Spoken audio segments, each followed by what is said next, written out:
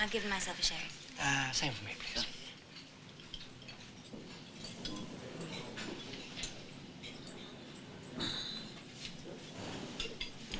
How's your mother? I've got news for you. Only Mother knows. Well, don't you want to hear my news? News? Oh, I'm sorry, my dear. Someone I know. I'm getting married. Married? Does your mother know? Father, I've just told you she does. Oh.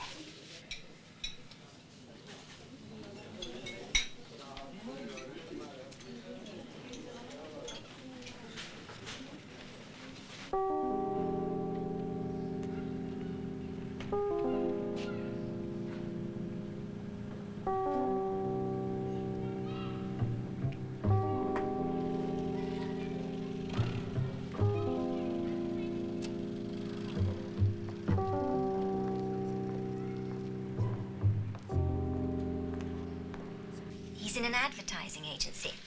He handles the Jameson's baby powder account. Oh, good. They're spending a huge amount trying to knock Johnson's baby powder into second place. Colin wrote the slogan. Jameson's is the smoothest. You can bet your baby's bottom dollar. He's very creative, Colin. Isn't he? My dear, are you absolutely sure? We're both quite sure, Father.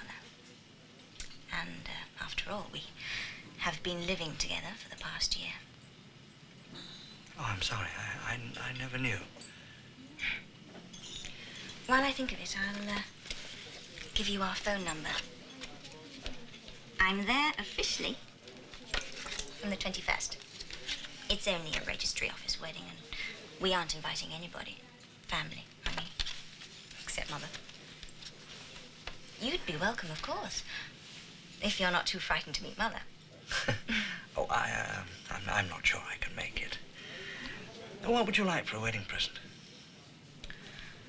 Oh, a check would be best. And easier for you. You should come, you know. I'll try. Bring a friend if it'll make you feel less out of it. Friend? You do have friends, don't you? Oh, yes. Yes, of course.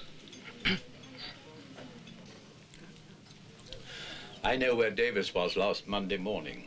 Huh? At the zoo. So? He told Castle he was going to the dentist. Did he meet anyone? No, but he was waiting for somebody. He had a report with him. It's all very circumstantial. John, I'm convinced he's our man. What about Watson? He's the one who hasn't been with us long. With his vetting, he wouldn't get away with a communist wet nurse. Then there's Castle. Even less likely. Son of an old-fashioned family doctor. Mother was a head warden during the Blitz. Attends Conservative Party rallies. Well, that clears the mother, of course. He's a good son. He visits her every month. Good family man, careful with money, moderate with drink. Wouldn't have the imagination to be a double agent. And when we are sure, have you decided how we act? We're working on a cute little scheme, John. Groundnuts. Groundnut? As you know, groundnuts. Like peanuts. I do know what a groundnut is, Emmanuel. I was a commissioner in Nigeria for 6 years. Apparently, when they go bad, they produce a mold. The mold produces something called aflatoxin. Waiter. Please, Mr. Davies, please. All right. I'll hide first. 1, 2, 3, 4, 5, 6, 7, 8, 9, 10.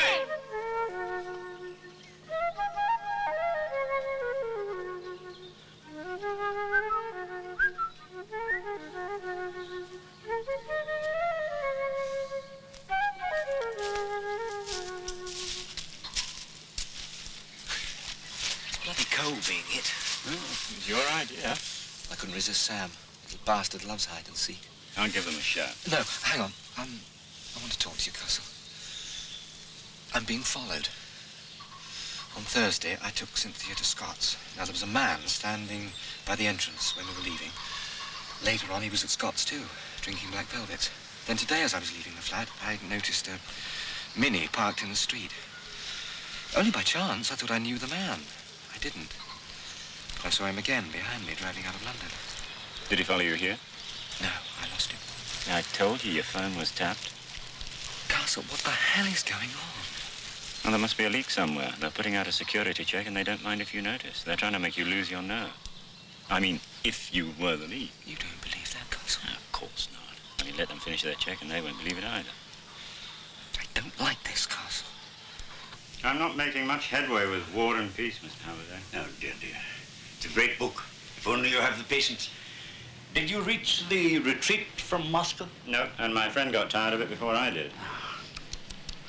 Well, let's see what we can do for you. What about one of the great Victorians? A Trollope. I'll ask my son to suggest one. He's very fond of Trollope. Oh, yes, he's a surprising boy, but it's the money, you see. I suppose he must make quite a lot of money. Yes, but he needs a lot to pay the police income tax. That's what he calls it. Income, police, and you pay the tax. 2 copies as usual, sir.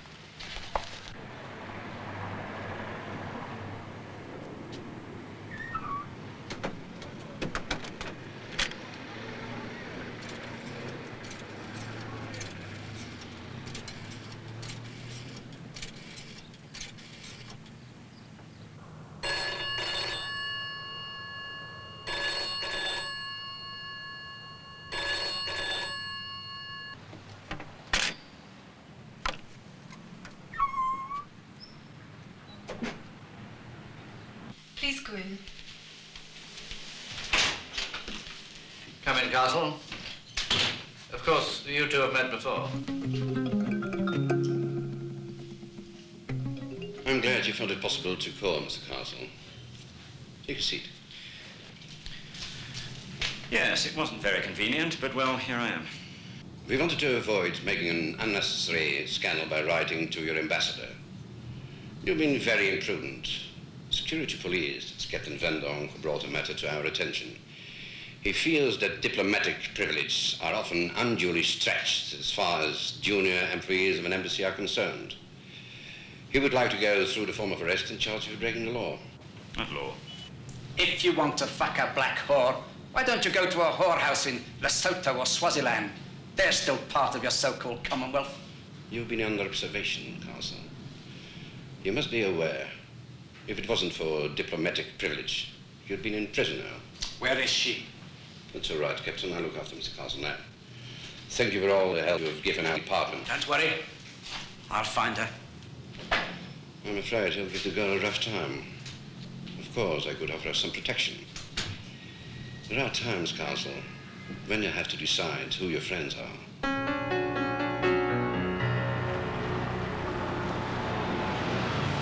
I suppose Sir John knows that I once tried to recruit you. Recruit? That doesn't seem quite the word. But, well, here we are, working together after all. You know, if I'd known what your real job was, I wouldn't have threatened you over that wretched Bantu girl. I never realized she was only one of your agents. I took you for one of those high-minded, anti-apartheid sentimentalists. You don't bear me any grudge. We're both pros. By the way, how did you get your agent out? My agent? The Bantu girl. I suppose it was through Swaziland? Yes. I thought we had that frontier pretty well watertight. Do you remember Captain Van Donk? Vividly. I had to ask for his demotion over your affair and letting the girl slip. What was her name? Mancosi? Sarah Mancosi, that's right. I was convinced it was a real love affair. Don't take offense. I was sure that if we had a girl safely in prison, you'd consent to work for us. Do you know, I once had an encounter with the Black Bottom myself. I wasn't in the Republic, of course. In Lesotho, mixing with my black brothers in the Holiday Inn casino. It seemed somehow quite different there. Apart from being legal, I mean.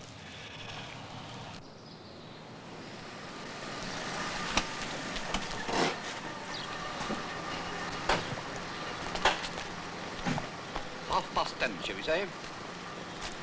Well then, it does have a bearing on Uncle Remus and the problems we might face together. Your country, my country, and the States, of course. Ah, here she is. Hello, darling. Hello. Let me introduce Mr. Muller, my wife, Sarah. I'm so glad to meet you, Mrs. Castle. We almost met 7 years ago. Yes, 7 wasted years. You have a very beautiful wife, Castle. Thank you. And our son, Sam. Hello, Sam. Hello. How old are you? 7. How old are you? How do you like the climate here, Mrs. Castle? After South Africa. It's less extreme. You do mean the weather. Yes, the weather. It's less extreme.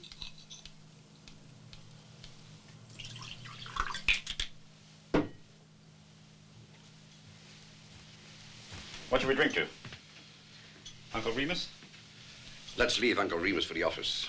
If you like. I'd rather drink to you and your wife. I hope she hasn't retired because of us. No, it's all right. Here's to you both. We used to get an excellent port from Lorenzo Marquez when it was still a Portuguese city. It's a very different place now. Poor Davis. Poor who? No, nothing. Young chap I work with. Your wife must miss Africa sometimes. Her memories are different from yours. Oh, come now. We are both Africans. My family arrived before the Bantu. It's only latecomers who make the mistake of identifying Africans with color. Especially the communists, of course. Like poor Connolly. Why poor Connolly? He went too far. He had contacts with the guerrillas. He was a good lawyer. Made life very difficult for the security police. Doesn't he still? No. He died in prison a year ago. Pneumonia. Well, it saved him for a long trial.